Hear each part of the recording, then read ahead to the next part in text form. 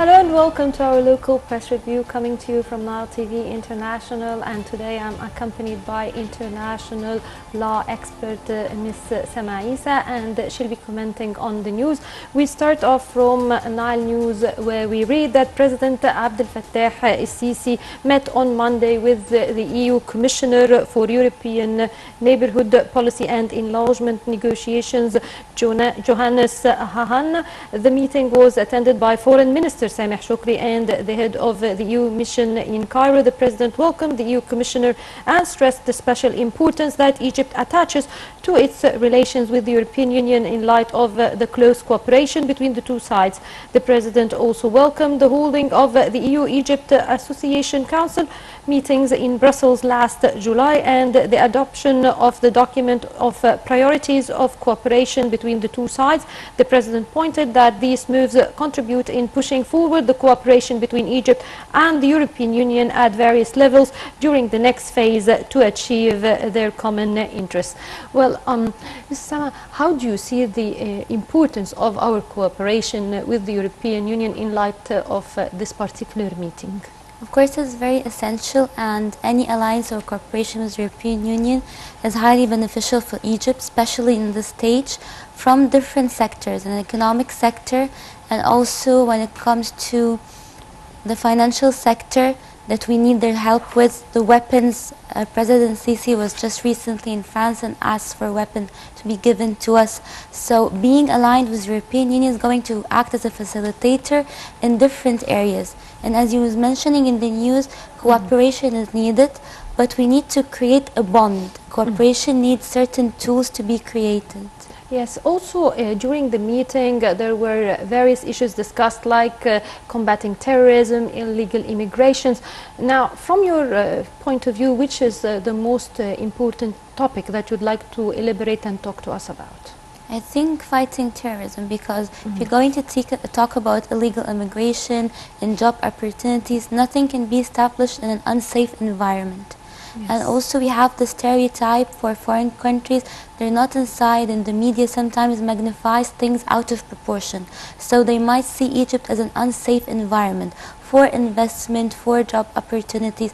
That's why combat terrorism and safety should be priority number one.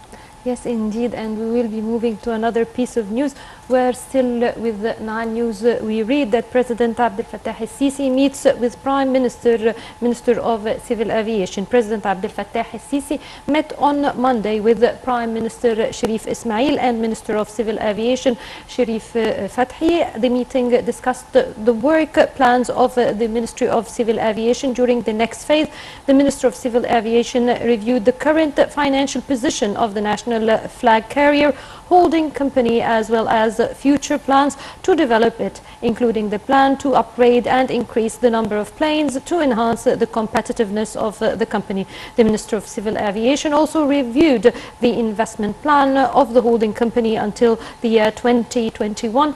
The meeting also reviewed the current plans to develop airports across the country, which contributes to increase their ability to take in more passengers and passenger traffic and provide excellent services to them. The Minister of Civil Aviation also emphasized the continuation of the process of developing security procedures by training employees at airports and purchasing the latest security devices and surveillance cameras. Now, this is quite important because it's not just facilitating travel for the Egyptians, but it's mainly also will help into enhancing tourism. So how do you read this piece of news, and what else do we need? I think it plays a great role, as I'm picking up from what you said, concerning tourists, because tourists mainly rely on means of transportation of planes.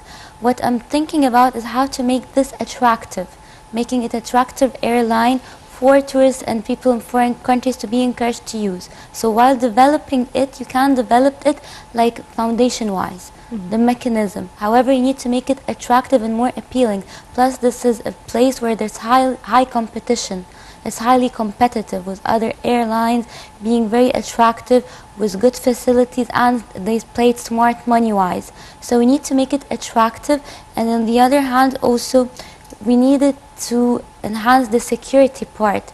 If we reflect back on Russia and the issue of the security and the planes and the tourism, so they all interact together. So we need to look at it from different directions. Yes, indeed. And now we will be moving to another piece of news where the Foreign Minister Sameh Shoukri headed to Athens. And from Al-Akhbar newspaper, we read that Foreign Minister Sameh Shoukri headed to Athens on Monday to participate in the second Athens Conference on Religious and Cultural Pluralism and Peaceful Coexistence in the Middle East. The conference aims to discuss the humanitarian crisis in the Middle East as a result of conflicts in the region in the past years.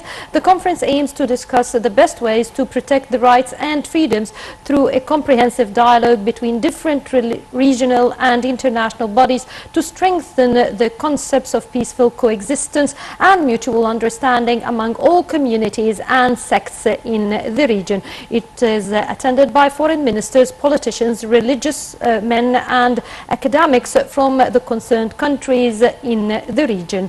Now, this is another important thing, the religious discourse. It's not just for the peaceful coexistence, but also the religious discourse is one of the methods that we can use in fighting terrorism. So the significance of this conference and its timing. I think the conference came at a very great timing, especially you were just mentioning the ethnicity and the conflict that happened with people with different ethnic backgrounds. And you see what's happening in Catalonia and Iraq and Kurdistan because of different religious backgrounds is splitting up countries. So it's getting into a higher and bigger level. That's why I think the timing is perfect considering what religion is doing, and when you reflect back on Syria. So it caused conflict, it caused splitting up countries. It's fatal. That's why it needs to be addressed. And I think the key point that they need to focus on is tolerance. The more we have awareness and subjective to the idea of having tolerance and accepting the other. This is how I think the problem can be solved.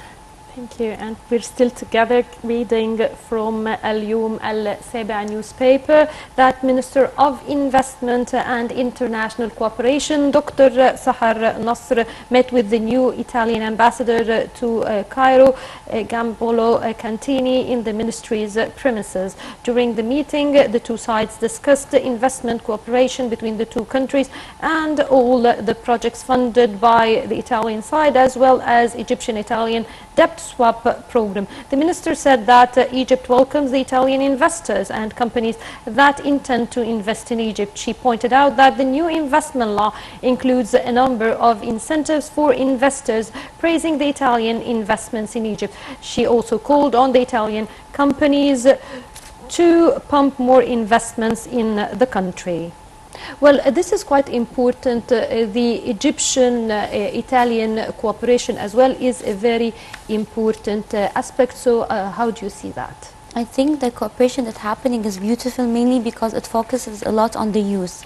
And this is something that needs more attention from us as a country and also from the governmental side. So I think it's beautiful what's happening, and Dr. Sahar Nasr is being very creative with the project, and the investment law is being taken seriously, and now it's getting us reaping what we saw. We're getting more people and more countries on board to invest in our region. However, I think the problem comes here in the news when you spoke about the illegal immigration. So when we're addressing it, we need to address the root cause. Why is it happening? So if the country here is sufficient enough to sustain citizens and the youth with project, they wouldn't go for illegal immigration and wouldn't have this topic as point of discussion. That's why I think when we talk about the youth, not just give them fund, we need to give them skills and opportunities. Yes, indeed. And from Al-Yom Al-Sabah newspaper, we read that the Syrian Air Force, supported by Russian jets and allied forces, stepped up attacks on the last Daesh terrorist groups post in their Azor city. The Syrian Observatory for Human Rights said there were heavy aerial strikes on eastern Syria's largest city as pro-government forces push towards the Hay al-Umal area, which overlooks some of the remaining terrorist-held neighborhoods where an estimated 1,500 civilians are trapped. The Syrian army has gradually tightened the noose around the terrorists after it opened a land route into the city in September with the help of Russian airstrikes and allied forces, breaking a siege that had lasted nearly 3 years. Now, how do you see the situation in Syria so far? Of course, so far it's a good progress, and it was a progress that everyone predicted by the previous event. That's what's going to happen next. However, the speed of the progress is very slow. Like, this should be ending faster and sooner than this, and I think the key factor here is the international community need to join more forces, because so far it's obvious that the winning side is the legitimate side of the legal President Bashar al-Assad. So I think now we know which side is winning and we're cutting losses. The international community must join forces so we speed up the process. Well, another hotspot is Iraq. How do you see the situation in it so far? The situation in Iraq is, the thing is, it's like the country is cursed or something. So whenever they get rid of an issue, something else pop up. Not just terrorists from outside the country blending in and they're trying to end it. Also, they have Kurdistan. They're wanting to split and causing a lot of pressure. So Iraq is fighting two fights, eternal fight and an outsider fight. And everyone is subjected to say their opinion. So I think Iraq doesn't need more burden and pressure on it, because they have Daesh inside and they're trying to end this war, which is reflecting in the entire international community. So I think so far what's happening with Kurdistan, I think the international community needs to take a stand. Someone needs to speak up and support the Iraqi government. Well, and now we will be moving to Spain, and we read from Al Akhbar newspaper that Spanish prosecutor files charges against Catalan leaders. Work resumed normally in Catalonia and calm was regained on the streets on Monday. In early signs, the direct rule imposed to stop an independence bid from Spain was taking hold. Meanwhile, Spain's state prosecutor called for rebellion and sedition charges to be brought against Catalonia's leaders over the push to separate from Spain. Attorney General José Manuel Maza also called for charges of misuse of funds under Spain's legal system. The request goes to a judge for consideration, and Maza asked the judge to call the leaders to testify. Well, how do you see the situation and the tension in Spain so far? I think the news is just read. It's clear that they're trying to make an example out of it. They're trying to set an example that they're going to punish the Catalonian leader because they're trying to create a consequences. Because it is one-at-a-time act. We've never seen something like this before. So they're trying to make an example out of it. If you go out of the authority, out of the order, there is penalties. However, they're subjecting to change because they're saying, no, you're not bound by the penalties or the consequences you're going to put upon us. So my take on this, that it's going to be taken to the International Court of Justice, because a country wants to gain its own sovereignty, and independence referendum isn't the way, and they're not going to be bound under their authority. So they have to go to a bigger scale. So I think we're going to see this in the International Court of Justice. Well, we hope things will be better, and we have so many hotspots and so many things going on in the world. Now we move to Al-Wafd newspaper and to our stock market, where we read that the Egyptian bourse gained about £6.3 billion on Monday due to purchases of Arab and foreign investors, as the main index registered a record high. The market's main index, EGX 30, was up 1.23% to reach 14,197.21 points. The small and medium shares index EGX 70 added 0.36% to reach 780.08 points. Meanwhile, the broader index EGX 100 was up 0.52% to reach 1,755.41 points. Trading volume reached 480 million shares, exchange with about 1.47 billion pounds. The market capital gained about 6.3 billion pounds to reach 779.8 billion pounds. Arab and foreign investors tendered for buying with 63.9 million pounds and 79.8 million pounds respectively, while Egyptian investors tendered for selling with 143.7 million pounds. And finally, moving to Al Tahrir newspaper, where we read that moderate weather expected on Tuesday. Meteorologists predict moderate weather to continue across the country on Tuesday, but they predict it to be cold at night. The temperatures in Cairo are expected to be 21-27. Mist is expected to affect visibility north of the country, as low and medium level clouds are expected on the north of the country, with rain expected on the northwestern coast. Moderate wind will be mostly northwestern and will be active on the Gulf of Suez and the Red Sea. Waves in the Mediterranean Sea are expected to average between 1 and 1.5 meters high, while waves in the Red Sea are expected to average between 1.5 and 2 meters high, with the northwestern surface wind on both seas. Of course, that wraps the press review, but still there are several questions I'd like to ask you, returning back to dealing with the European Union and the various projects they are holding here in Egypt. So how can we benefit from them in the field of entrepreneurship? I think the key process here is to open projects, like open a field where youth are encouraged to join. Fill applications, see the skills, but however the entrepreneur, it has to come, the project has to be proportioned to the skill we have in the country. So we need to run a database to see the skills and the potential, and then we can join forces with the European Union to enhance entrepreneurship in Egypt.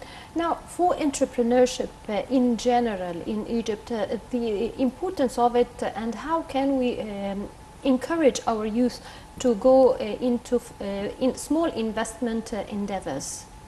Of course, the encouragement will come when they know that they have a successful outcome. They need to have a successful means to indicate that if they went for a new project, they're going to gain profit. Not they're going into an environment where it's high risk and it's not safe, and they might lose everything they've invested, their money, their effort and time. So they need assurances and a plan, like an action plan, to indicate the measures of success. Actually, right now we're preparing for the upcoming World Youth Conference. How do you see the importance and the significance of it? I think it's really beautiful on a different level. Of course, President Fattah ElSissi is giving lots of boost and attention and confidence to the youth in the country. So this is beautiful. The youth, they feel now in Egypt that they are important and their voice have a saying. The second part, that it's an international conference. So we have people from all over the world joining the conference. So this will enhance the image of Egypt, and they can exchange ideas, join forces. So the outcome of the conference will have benefit on the long run. So it's good image-wise for the country, it's good local-wise for the youth within Egypt who are into politics and have ideas and want to express themselves, to feel that they're being heard. Yes. Now, when we speak about entrepreneurship, we must also mention investments, and that would lead us to our investment law. And since you're an international law expert, and now, how do you see the current measures and laws and legislations undertaken by the Egyptian government to encourage investors as well as entrepreneurs, and in light of the new investment law? I think here in Egypt we come up with one of the best laws, and they're always really done well. They take time, but in the end they deliver a good law. My problem is in the implementation of the law, enforcement of the law. This is the problem. Like, we have good laws over the book, but the means of implementation to happen, force the law, this is the thing that needs to be more attentive. Well, I'd like to thank you very much. Thank you very much, international law expert, Ms. Sameh. Thank you very much for your input and this interview. Thank you for having me. Well, and that brings us to the end of our local press review, but stay tuned for more coming up on Nile TV International, including our top stories.